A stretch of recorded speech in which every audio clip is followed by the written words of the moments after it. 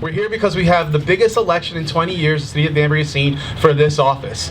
We're here because I can't do it by myself. Our team can't do it. We need your help. We need you to go out and knock doors. We need you to go out and talk to voters, make phone calls, whatever you can do today to start helping us drive this home. We only have 10 days to deliver this win that we know we're going to bring, but let's not leave any stone unturned. We've already been to over 20,000 doors. That number's probably closer to 22,000 now, right? I want to be accurate. Over 22,000 doors, even higher, they're telling me. That's awesome. Let's crush it this weekend. Let's do something Danbury hasn't seen. Look at the energy we're having here today. This is about the children you see, the seniors in our community, our veterans, our first responders. It's about integrity. It's about honesty. It's about when you're campaigning, knowing what you're saying is true. It's about not saying lies about the opponent. When your opponent says he's going to support police and he's been asking for more police officers for years now, you don't turn around and say they're going to defund the police. You don't turn around dangerous rhetoric in this day and age when we know who we are and what we're about. We're campaigning for everybody.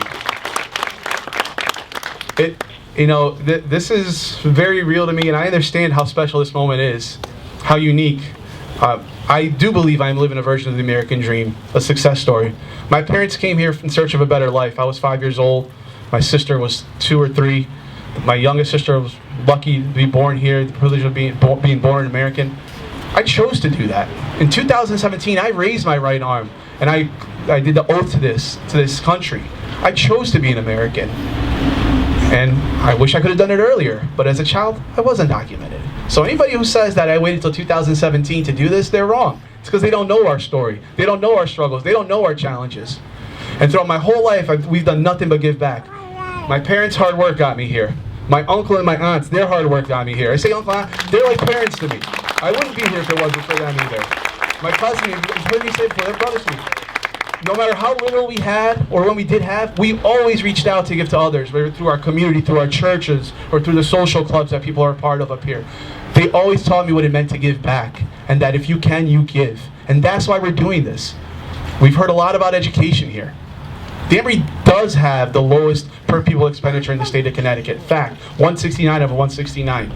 Danbury also does have great teachers and administrators who have lifted the heavy burden of educating our children. This isn't easy for them. They have overcrowded classrooms. They don't have the paras that we used to have, that my sisters and I had, that made us successful, that got us to where we are, because the teachers had to help when Gene Eriquez was mayor. Back when the city gave over 55% of every tax dollar to that Board of Education, and now we're just under 51%.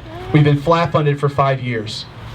The state does give us more. They go and knock and yell at the top of their lungs, well, the state doesn't do enough, and kick the can down the road and debate their responsibility to our community and to our kids.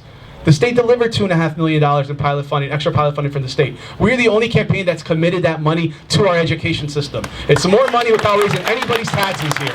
We do it responsibly. There are opportunities to run this government more efficiently. I've traveled this country, I've traveled the world in my capacity as a technical sales engineer. I've been in boardrooms, I see what companies are looking for in communities. I'm fortunate that the campaign, I know you're mad at me, but I had to take a couple days in Chicago last week. I still had to work. But as I'm working, I'm talking to business owners, business leaders. I'm at a conference with thousands of people. Every chance I get, I'm promoting our city. This isn't new. I remember sitting with my senior VP in an office in Vancouver to a mining company, and they look at us and they go, why Danbury? Why are you there? And I looked at my senior VP and I winked. And then I just started going. And I talked about our diversity. I talked about the quality of our people. Yes, I talked about we're close to New York. But I sold our city. And that's what I've been doing for the last few years. I'm selling our city. But now I need help. We need a win. Because education isn't just about the children, too. It's about business. You can't attract good businesses with the education system that isn't telling the story of all the good things we're doing here. Businesses aren't going to get past the Google search of our schools. And I invite anybody to go and just do that. And that's not fair to our teachers who are working so hard.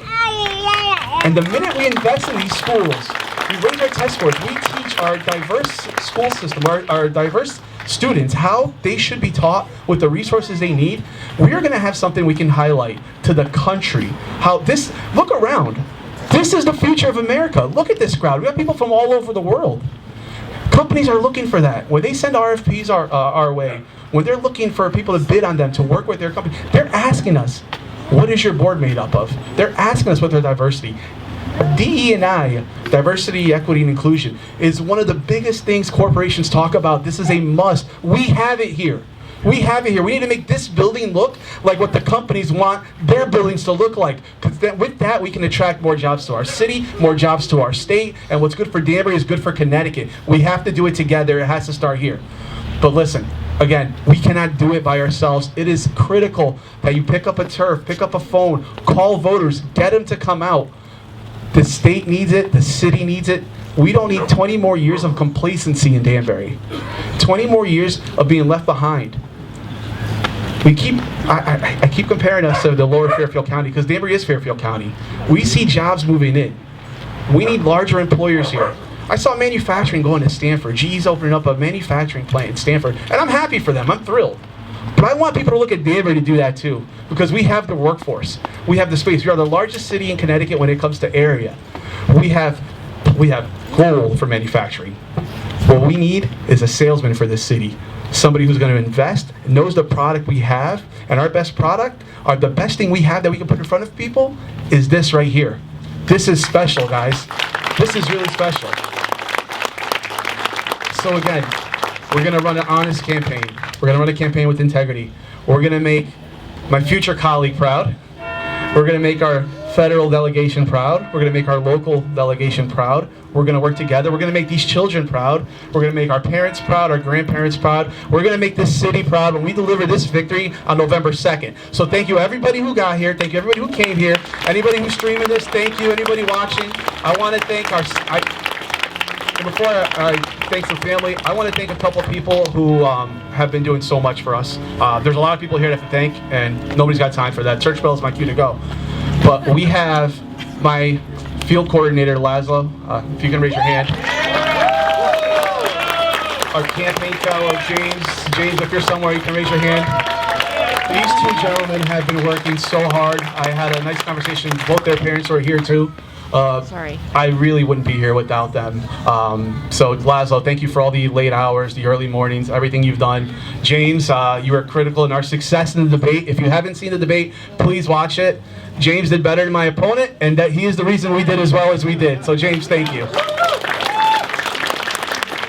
Then the head of everything, this is a team, but every team needs a coach, every team needs a manager. And Francesca Capitalupo, my campaign manager, you have been tremendous. You're a friend, and we wouldn't be here with everything you're doing. I know you make your mother proud. You make the state Democrats proud. Everybody here knows her. She's probably worked on a race or two with a lot of folks here, so thank you.